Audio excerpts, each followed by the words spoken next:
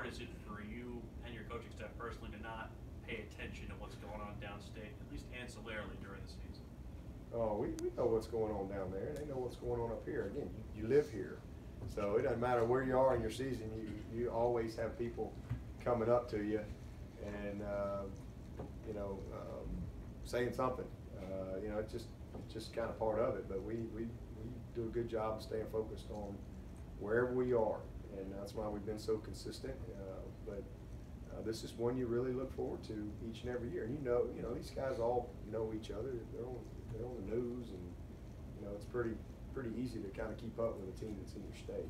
Coach, everybody knows what's at stake for your team in this game, but for you personally, you're going for your 100th win. Also, a chance to improve your record against South Carolina to 5-5. I think they may be the only team that you have a losing record against. How special would that be for you to reach those achievements against a team like South Carolina? Well, it would be awesome.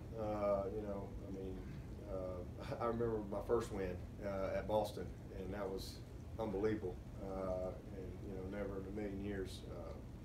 At that time, walking off that field up in Boston in '08, I was not thinking about a 100th win.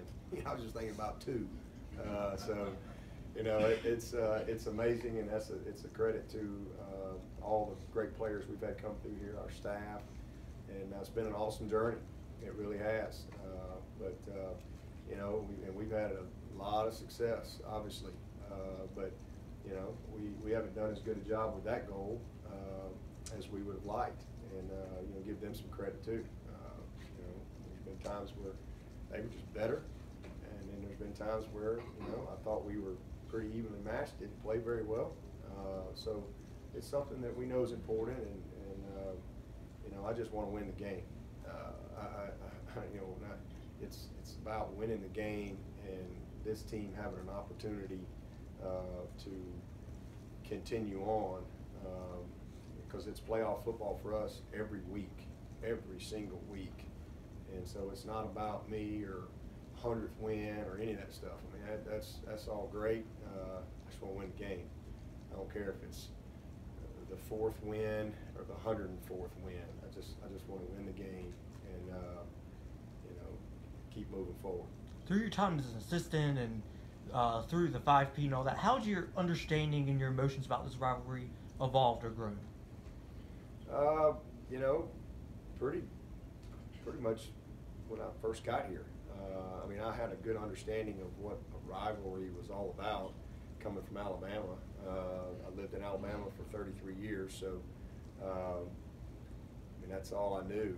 And the whole zero difference in this state, zero. Year round, that's all people talk about.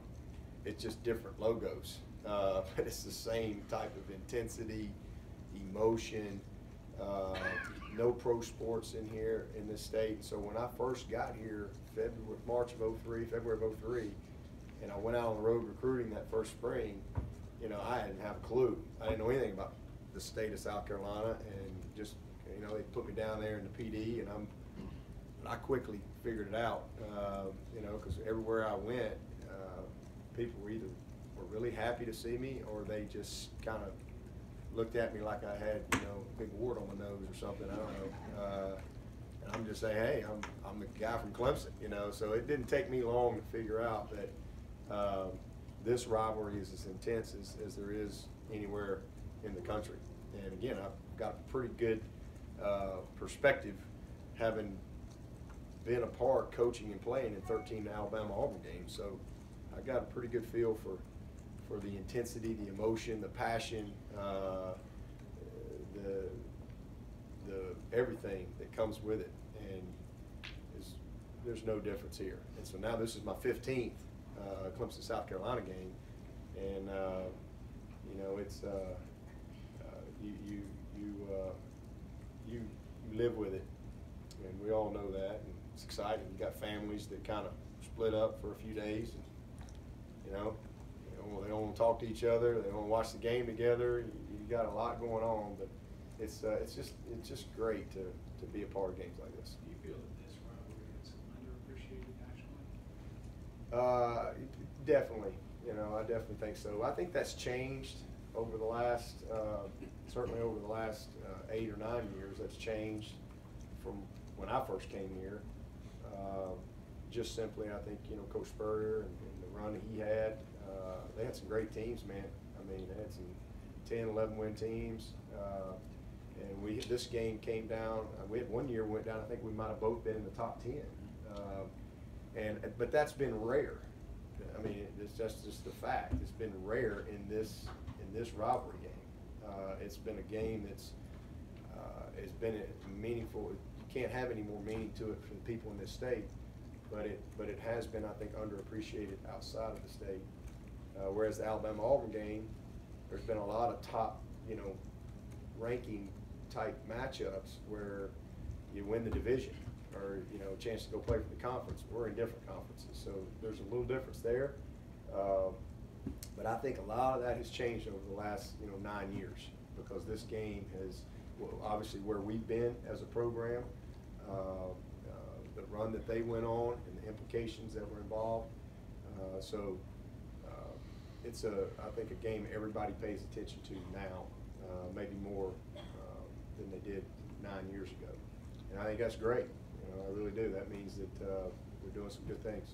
Back to football, their offense and defense to me kind of mirror each other. Their offense not really like a quick strike group. They kind of grind things out, and their defense play to keep everything in front of them, make offenses grind it out. Is that kind of fair to Yeah, say? I think they've picked their spots. You know, they're aggressive.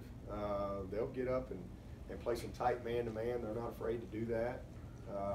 But then they'll play off and play smart and be in position, and they're tackling well.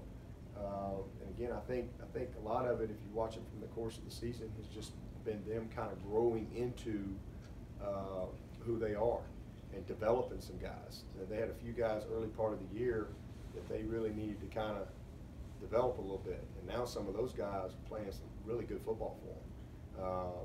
Just knowledge, experience, confidence, and then again, from a coaching standpoint, they're giving them a chance. They're not trying to be, you know, a million things to a million people. They know who they are, and they're going to give their guys a chance to be successful. And you know, you got to be good enough to beat them. You got to make some plays. And, you know, they'll mix up when they're not a huge pressure team, but they'll pick their spots, and they've been successful when they have.